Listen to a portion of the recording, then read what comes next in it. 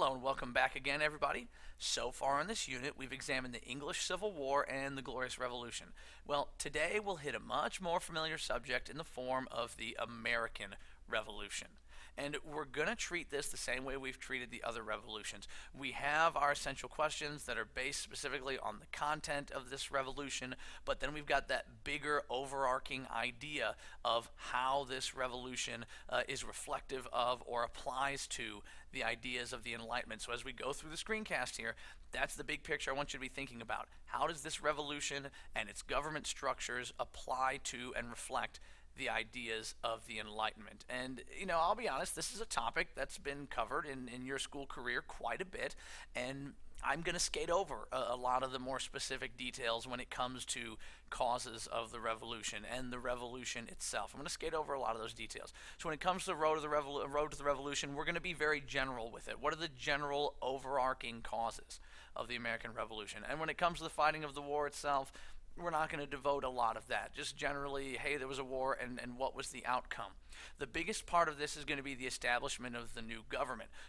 What was the first document that created the government structure in the United States? What happened to it? What new document was written in 1787 and created a new structure for the U.S.? And then again, big picture idea that I want you thinking of throughout the entirety of this process is, to what extent does all of this reflect and apply to the ideas of the Enlightenment? So really be thinking about that the same as we have with the other revolutions. So those are the essential questions. Thus, without further ado, let's go ahead and get started.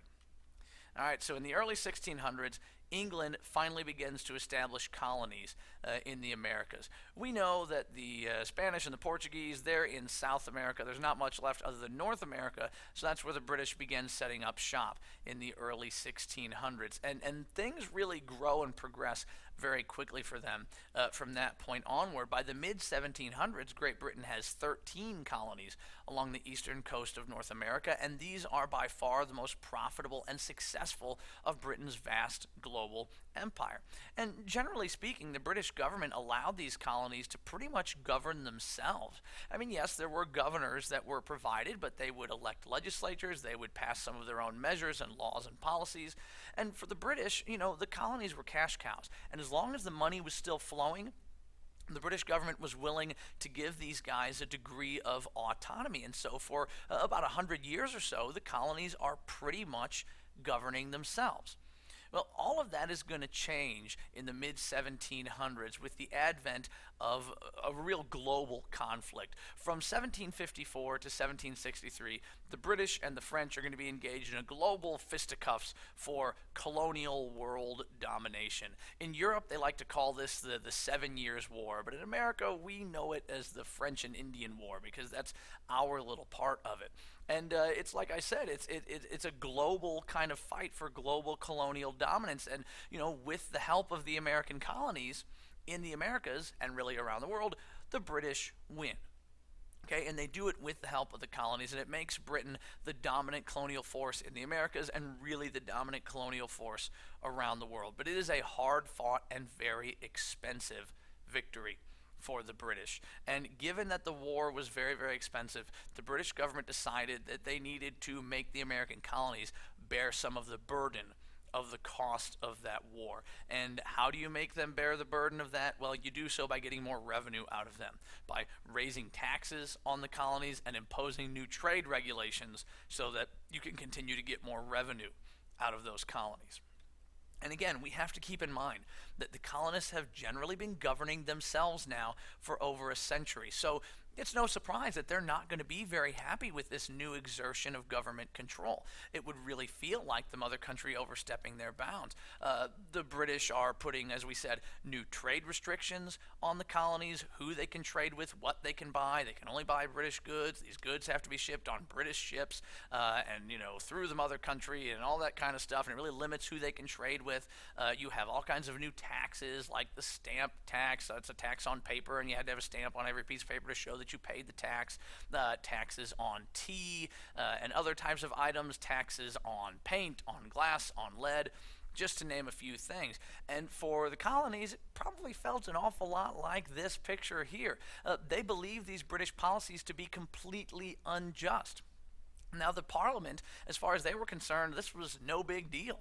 They figured that after years of letting the colonies kind of govern themselves, all that they were asking them to do was just pay up now. But for the colonies, this is incredibly unjust because all of these, new and rather strict policies are being made without the consideration of the colonies. The colonies have no representation in Parliament, and so they have no voice in this process. You know, that whole no taxation without representation thing. Yeah, this is exactly what they're talking about.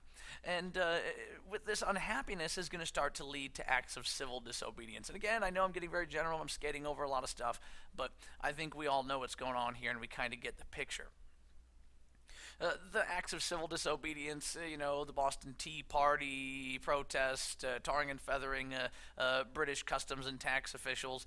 This is sort of the way of the colonies acting out against what they see as the unjust policies. Well, to quell the disobedience, the British send more soldiers in to occupy colonial cities like Boston, which was a real hotbed of those types of activities. The mother country is now stepping in to kind of be the strict mom and dad, and the colonies, they don't like it. This is going to raise tensions between the colonies and Britain. This is not fixing the problem. The actions of the British are leading many colonists to believe that the government is now severely violating their natural rights. And many Enlightenment-minded thinkers, and there were a lot of them in the American colonies who subscribed to the ideas of John Locke and other classical liberalistic thinkers, they believe the colonies now have the right to break free of the British and form a new government. Remember, John Locke said that if the government fails to uphold your natural rights, then you can do this. And that's what people in their minds are starting to see of the situation.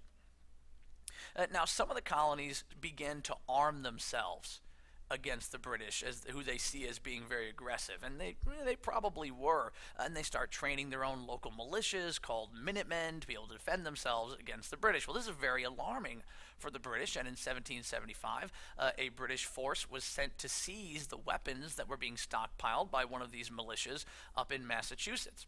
Well, it's at this point that fighting breaks out between the British and colonial militias at Lexington and Concord in 1775. And in a lot of ways, this is kind of where we see the American Revolution really beginning. And a lot of people are still on the fence about whether to seek freedom or seek a new relationship, a better relationship with Britain. But by July of 1776, the colonies had kind of made their decision and issued their Declaration of Independence and proclaimed themselves to be a new free country called the United States of America. Of course, the British are not going to let them go quietly, and so the result is war. A war that at first did not go very well for the new United States of America. They had great difficulty against the far superior British forces. The British, we have to remember, are a professional, well-trained force. A lot of the Americans are regular troops, but also militias, not professional, not as well trained, not as well armed, and things like that. And so they have a lot of difficulties, as we all know, fighting the superior British forces. But all of that is going to change with European involvement in the conflict. The U.S. makes a key alliance with France. We also see involvement of other European countries, and this really turns the tide of the war. Better training, better weapons, more money comes with European support. And so with the help of the French money, French naval support, and French training, the U.S. is able to turn the tide and achieve victory over the British by 1783, solidifying their independence and status as a new nation. Now comes the hard part, right? Revolution, that's easy comparatively. This is where a lot of revolutions stumble and fall, and that's in establishing new government afterwards. After declaring independence, the United States government was originally formed under a document called the Articles of Confederation. Now, the Articles of Confederation created a very, very loose sort of conglomeration of states, where each state had a lot more independence of its own, and the national government was a very weak legislature that didn't have a whole lot of strength. I kind of liken it to the European Union, almost. You could kind of think of it like that. And by 1787, it was very clear that the Articles of Confederation were way too weak and could not effectively hold together this new nation. Thus, in the summer of 1787, delegates from the 13 states gathered in Philadelphia, at first to try to amend and strengthen the Articles of Confederation. And then what they ended up doing was scrapping the Articles altogether and writing a brand new document that would form the basis of a new, more stable government. What the delegates produced that summer was the United States Constitution, a document that brought together many of the best ideas of the Enlightenment. A government created by the people, of course, as mentioned in the preamble. The first three words you can see right there are "we the people." It created a clear system of limited government. It embodied many of the ideas of the Enlightenment in terms of how the government worked, and it has direct influence from Montesquieu's idea of separation of powers. Article 1, of course, creates our elected legislative branch consisting of a Senate and a House of Representatives. This served as the lawmaking voice of the people. Article 2 created the elected executive branch, whose job it is to enforce the laws passed by the legislature. This branch, of course, is led by the president and the vice president. Article 3 of the Constitution creates the judicial branch, made up of a Supreme Court and lower federal courts. The judicial branch judges when the laws have been broken. It also rules upon the constitutionality of laws passed by the other two branches. And so what you had with the Constitution was the bringing together of many of the ideas of the Enlightenment, using them to create this document that would then form the framework of what our government continues to be today. And the Constitution was ratified by the states, but not without, a little trial. People looked at this, and some of them thought that it created a government that was too strong, that was too powerful, and they feared that this kind of government could become too powerful and perhaps abusive of the people's rights. I mean, we've seen in the years since how the government has become much more powerful than it was ever intended to be. So perhaps those people were right.